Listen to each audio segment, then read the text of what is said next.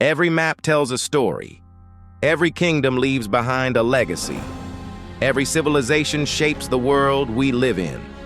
Welcome to Vixlar, where every story matters. Close your eyes for just a moment.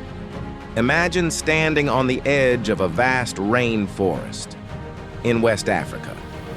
More than 700 years ago, the morning mist hangs gently above the trees. Birds sing as the first rays of sunlight touch the earth.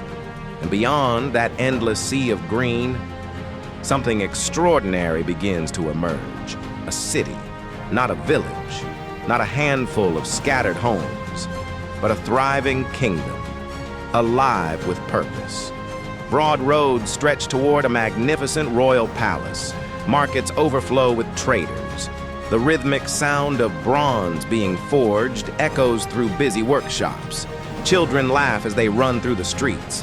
Chiefs gather in the palace courts, and a people, proud of who they are, begin another ordinary day in an extraordinary kingdom. This was Benin, one of the greatest civilizations Africa has ever known.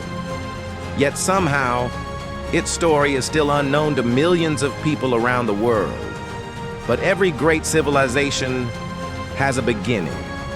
And to understand the rise of Benin, we must journey back to where it all began. Long before European ships appeared along the coast of West Africa, communities across the region were already flourishing. The land was rich, the forests were generous, farmers cultivated yams and other crops that sustained their families. Hunters ventured deep into the rainforest, returning with food and valuable animal skins. Craftsmen shaped wood, clay, and iron into tools and works of beauty.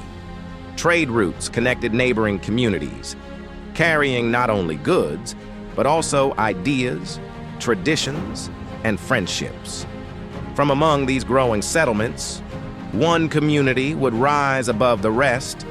According to the oral traditions of the Edo people, the earliest rulers of this kingdom were known as the Ogisos, meaning kings of the sky.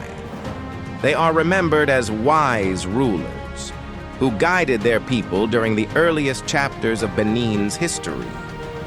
Although much of their story survives through oral tradition rather than written records, these traditions have been lovingly preserved from one generation to the next for centuries.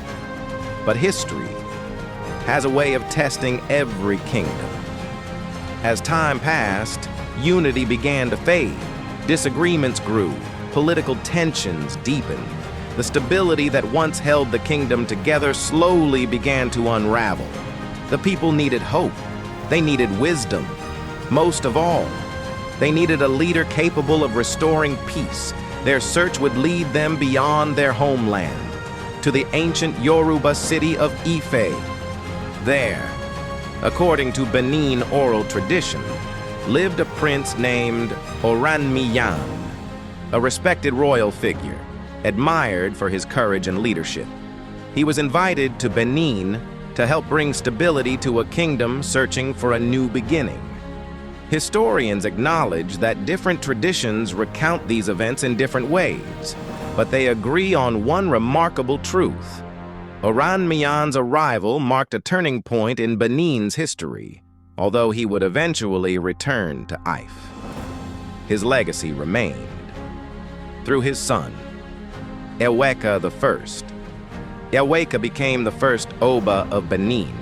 A new dynasty was born, a new chapter began, and a kingdom that had once stood on the edge of uncertainty now looked toward a future filled with promise.